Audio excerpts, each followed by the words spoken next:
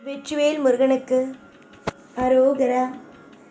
என்னம்மா யோசனையின் உச்சத்தில் இருக்கிறாய்? இந்த முருகன் வந்தது கூட அறியாமல் ஏதேதோ விஷயத்தை பற்றி யோசித்து கொண்டு இருக்கிறாயே. இந்த முருகனாகிய நான் இன்பத்தை கொடுப்பவன், துன்பத்தை எடுப்பவன். இந்த துன்பத்தை எடுப்பவன் உன்னுடைய வாழ்க்கை வந்திருக்கிறேன். ஆனால் நீ கவலையிலேயே மூழ்கி இருக்கிறாய். கவலைப்படாதே அம்மா, நான் தான் வந்துவிட்டேனே. உன்னுடைய வாழ்க்கையில் எல்லா விஷயத்தையும் மாற்றுவதற்கு மேலும் என்ன கவலை? நான் என்னதான் சொன்னாலும் நீ உன்னுடைய கவலையை தூக்கி குப்பையில் போடப்போவது கிடையாது. நீ எப்பொழுதுமே கவலை கவலை கவலை என்றே வாடத்தான் போகிறாய். கவலையை நான் கொடுத்தேன் என்று நினைக்காதீர்கள். கவலையை நான் கொடுக்கவில்லை, நீயாக ஏற்றுக்கொள்கிறாய் அந்த கவலைகளை. தங்கமே, எந்த தெய்வமாவது தன்னை நம்பி வந்த பிள்ளைகளுக்கு கவலைகளை கொடுத்து வேடிக்கை பார்க்குமா? நீயே சொல் பார்க்கலாம். நீ நினைக்கிறாய் முருகன் கவலையை கொடுக்கிறார் என்று. ஆனால் முருகனாகிய நான் கவலையை கொடுப்பவன் அல்ல, எடுப்பவன். உடலை பார்த்துக்கொள். எப்போ பார்த்தாலும் ஏதாவது ஒரு விஷயத்தை பற்றியே யோசித்து கொண்டே இருக்காது. ஒழுங்காக சாப்பிடு, ஒழுங்காக தூங்கு. எல்லா நேரமும் மற்றவர்களுக்காகவே செலவு செய்யாமல் உனக்காகவும் கொஞ்ச நேரத்தை ஒதுக்கி உனக்காக என்னென்னலாம் செய்யலாமோ அனைத்து விதத்திலேயும் செய்து கொள். இந்த உலகத்தில் பிறக்கும் ஒவ்வொரு நபர்களுமே சரிதான். அவரவர்களுக்காக பிறக்கிறார்கள். அவரவர்கள் குடும்பம் வந்தது என்ற பிறகு குடும்பத்தை பார்க்கிறார்கள். குடும்பம் வந்துவிட்டது என்று தெரிந்துவிட்டது என்றால் தன்னையே மறந்து விடுகிறார்கள். எதற்கு அப்படியெல்லாம் மறக்க வேண்டும்? குடும்பம் வந்துவிட்டது என்றால் குடும்பத்தையும் பார்த்து கொண்டு தன்னையும் பார்க்க வேண்டும். ஆனால் நீயோ உன்னை கவனித்துக் கொள்வதே கிடையாது. எல்லா நாளும் அழுது கொண்டும் புலம்பிக் கொண்டும் மனதில் வேதனையை வைத்து கொண்டுமே இருக்கிறார். தெய்வத்துடைய பிள்ளை நீ. இந்த தெய்வத்துடைய பிள்ளையாக இருக்கும் பொழுது நீ எதற்காக கவலைப்பட வேண்டும்? மனதில் அமைதியோடு இரு. நடப்பது அனைத்தும் நன்மைக்கே என்று விடு.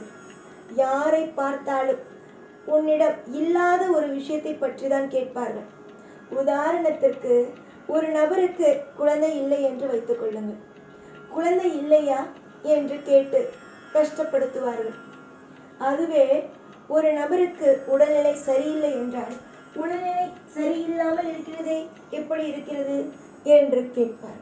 இப்படி எது ஒரு நபரிடம் இல்லையோ அந்த விஷயத்தினால் அவர்கள் பாதிப்பு அடைகிறார்கள் என்று தெரிந்துமே அதே ஒரு விஷயத்தை வைத்தே அவர்களை கஷ்டப்படுத்துவது.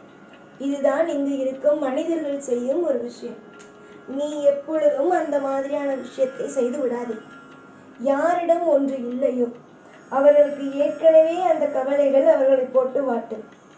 ஆனால் மற்றவர்கள் கேட்க கேட்க இன்னும் அந்த ஒரு விதம் அதிகரித்து அவருடைய மூளையையே பாதிக்க ஆரம்பித்துவிடும்.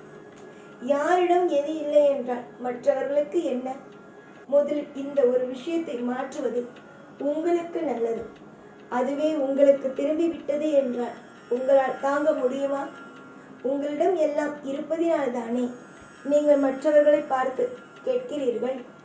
தங்கமே, யாராவது உன்னை பார்த்து உன்னிடம் இல்லாத ஒன்றை உன்னிடம் இருக்கிறதா என்று கேட்டால் ஒன்றுமே யோசிக்காதே. ஒரு வார்த்தையும் பேசாதே. நன்றாக உற்றுப்பார். திரும்ப வந்து கொண்டே இரு.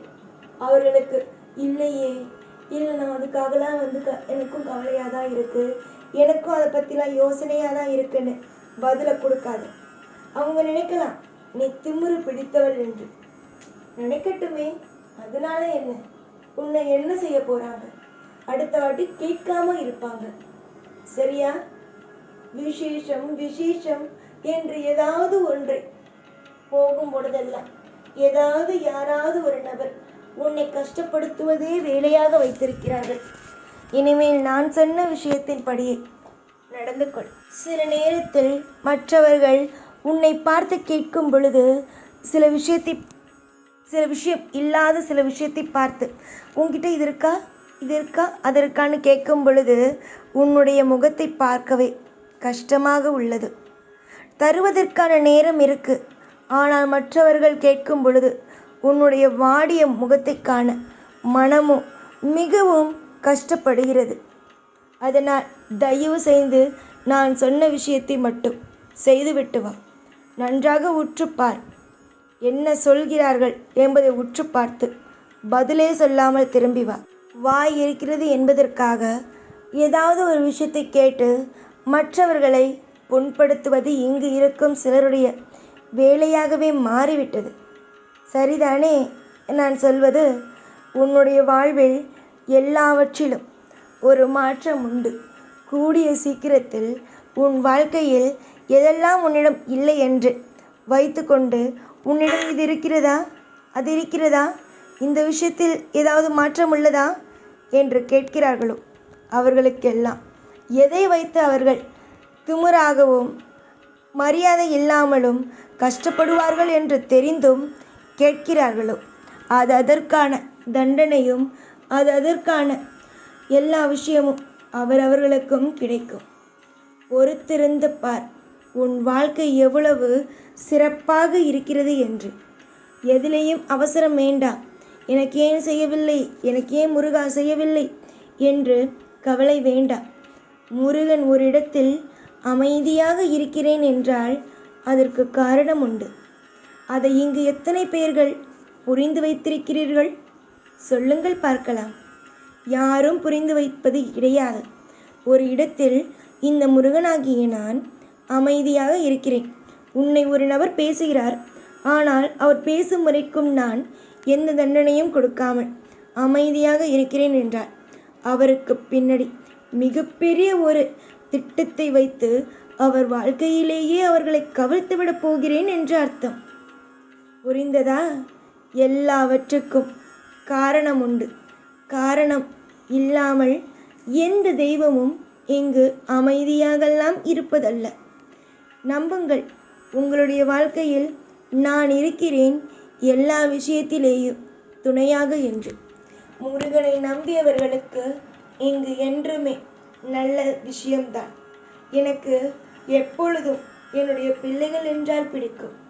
எனக்கு எப்பொழுதும் என்னுடைய பக்தர்கள் தான் என்னுடைய பிள்ளைகள். நீங்கள் தான் எனக்கு எல்லாம். எப்பொழுதும் எல்லா நாளும் உன் கூட இருந்து ஒவ்வொரு பொழுதும் உன்னை வாழ வைத்து அழகு பார்ப்பேன் இந்த முருகன் நான். ஓம் முருகா.